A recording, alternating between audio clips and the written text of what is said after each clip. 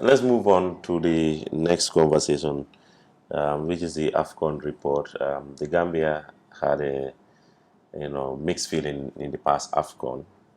The first one was a great one, great success, unexpected. The second AFCON, unfortunate we couldn't progress to the last 16. But having said that, how will you sum up Gambia's performance before we talk about the report of the AFCON? Well, the performance wasn't up to expectation, as all of us envisage. But I guess that is football. It is not desirable to go into a tournament and you did not even secure a point. You lost 3 matches, or we lost 3 matches. That is not what anybody would wish. And of course, coming on the heels of previous AFCON, where we went all the way to the quarterfinal, which was our first AFCON. But yeah, so not the desirable results, and I guess lessons have been learned from both ends, technically, management-wise, on what needs to be improved, and of course, player profile also. But a lot of things were involved as well. Some of us, we all know, I guess.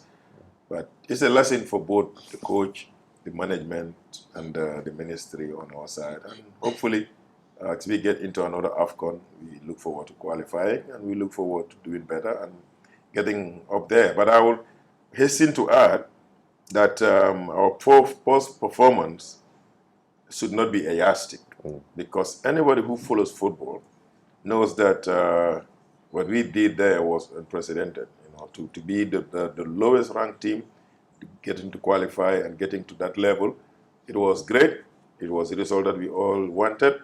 But that shouldn't be a yardstick that because we did it in the 2021 AFCON, it should have happened in the 2020. Is it because the Gambian football fans are so there to their beloved Gambia? They think they're like English fans, just like the English. The English fans. Yes, that's part of it. But sometimes, but it's also a lack of knowledge. Yeah. So people don't just want to research basic things and understand. They just want to just see the superficial things, and that's what they use to judge. But I mean, some of the countries that have been to AFCON, there are countries that went there before us, and they still drop at the group level. Sometimes they lose matches, sometimes they get to the knockout and exit. But it's a transition. They eventually get there. We saw our neighbors starting somewhere else and getting to losing semi-final, and then eventually getting to the final and losing, and eventually winning the trophy. So everything is a progress. But when you want to measure your young team with some players who have not reached that level in football, and you want to compare them with others, it will be unfair. And that's why, yes, we always tell people we motivate them by giving all the hopes, but we also need to be realistic and temper our expectation to the level that we are in terms of football. And we hope that we will get there someday. We were not qualifying, we qualified, and we've had 2 successive qualifications. We look forward to a 3rd one. But the expectations sometimes also need to be managed. Last time that happened, that a debutant went far to last 8 was only 2 nations that did it, and Gambia is one of them. So that can be understandable. Yeah. So the AFCON, the 2021 report is still not known to the public, and of course the 2023 report is yet to be published as well. What update can you give us? I know you had an interview elsewhere where you said 109 million was used in the last AFCON, but the final report is yet to be out because you are still yet to get all the, they are yet to tender all the things that are set to be tendered before everything will come into place. Can you give us updates regarding the Yes, I mean, yeah, this AFCON, the last AFCON, we would definitely share the report publicly, even though it was, I don't know what the percentage is, but probably 95% government funded, maybe 5% from the stakeholders, I mean the private sector, and the interest is there. What I said about the previous AFCON was clear. Government has a procedure in working. Government don't share reports. There is a financial expenditure. You go ahead with the expenditure based on the laid down procedures, and then the audit will go and audit. And once the audit is completed, then there is a process to circulate to the National Assembly, and then it becomes public. That is what we know.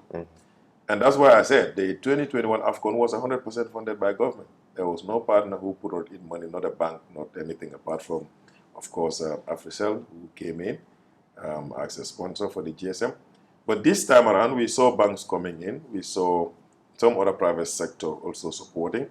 And same thing with QCell around this time around. So we would make it public. Government put in a 200 million and plus orders. And we raised the revenues, like I said. And the report is ready. The Finance Committee has eventually finalized all the reports. And we are going to have an NCC meeting to submit it, like a final NCC meeting, to submit it to the NCC. And then we're organizing a reception for all the sponsors in one night and then give them recognition. And then there we will make the report public. And then we launch the next phase of our AFCON qualifier. So it will definitely come public. Let me take you back to the first AFCON 2021. You talked about, how the audit will do their work. You pass your finances to audit will do their work, and it will pass to the National Assembly. But this was never done in the first AFCON. Or perhaps maybe I was not around.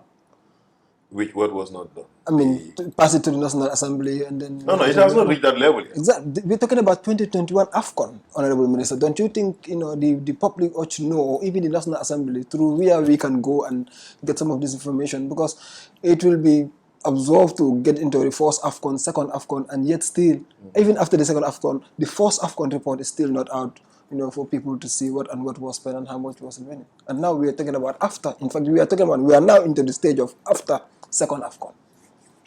That's the financial report? Yes. No, that's what I'm saying. The financial report is not something that you tell audits come and audit. It's part of an expenditure of an institution, the National Sport Council. Mm-hmm. And whenever it is time for them to audit the 2022 accounts of the institution, that's when they audit. They don't have the only time government does special audits is when there is something and they have an interest in doing it. Then they have what they call special audits that are specific to a particular project. That's how government operates. But otherwise, if you spend money as part of a financial year, the financial year audit will come later on. It doesn't happen right away. So that's what I'm saying. And right now, if you look at it, like this year, they were looking at some 2021 expenditures. They're not looking at 2023. So that is what I'm saying. It was part of a financial year. And when they're auditing that financial year, they audit those. So 2021 is not touched yet, if I understand. In government? Yeah. No, 2022. 2022, I mean, the AFCON, yes. No, not to my knowledge. I'm not sure I have. Okay. I don't know. I mean, I'm not into the administrative. Okay. But the last AFCON report... I'm not into the administrative things. But I know that government, it takes about at least 2 years for them to audit the other year. It's not that when you end this year, they'll come and audit you. Yeah, I understand that as well, with the pack and peck or whatever you call it. So that's how the process is. Yeah, but the audit unit has every right to say we want to audit this particular expenditure of government, and they can go ahead and do that. But we don't have those kind of situations because at least they know what the expenditure. If they have any suspicious or whatever reasonable thing to say we want to do a special audit like what happened with the COVID funds, they can do a special audit for a particular fund. Maybe AFCON should be an exception then. Immediately after AFCON, they have to audit and ask, because the public needs to know, because these are taxpayers' money that was used, No, but even if they audit, it's still, the process is long. Yeah. And that, no. The public funds is government fund. Yeah. That is giving for the expenditure on AFCON. That has nothing to do with like a project or whatever. This is government giving money. Yeah. That's what I'm saying. And government procedure is there. People want us to say it takes a little bit of time. Yeah, if we give you a report today, what will people? No, but people need to know. You also agree with me that people deserve to know how much was raised. Like I remember the last AFCON was like 400,000 was needed. 400 million rather was the target. 190 was spent. Harris Buddha's 109. 109, isn't it? Yeah, exactly. Something like that. But this is what I'm talking about. The public deserve to know that we were in the last AFCON in Cameroon. This was what was spent. This was what was raised. This is the balance. This is where we're talking about public funds. I agree with the procedure. I agree with the procedure of the audit and everything. But that was done. And the AFCON thing should be exceptional. Huh? Why should it be exceptional? The government has a procedure. You don't exempt something. I told you the exemptions are there. The exemptions are only when there is a reason why they want to do it. Now, and people sometimes, if for instance today, our sport is private-led, the private sector comes in, and then we can talk about private sector having an interest in knowing but government spends and government follows a procedure. You don't tell government, no, break your procedure because of this. Yeah, first AFCON. They have a reason to break the procedure and do special audit, they will do it. First But AFCON. for this one, Second AFCON. second Some AFCON, private sectors came in and then. So you'll be. first time. So you'll be sharing the report I very said soon. that. I said we will. Yes, In fact, we're not just sharing it. We are calling Organizing. them to a reception to appreciate them with some appreciation certificates or placards, and there we would When is this going to be? I guess maybe right after the rainy season or before the rainy season. I'm not sure. I'm not. Now this is me talking. I'm not the only person that makes decisions. We work together and we decide. We were waiting for the finance committee. Yeah, the highest authority there, innit?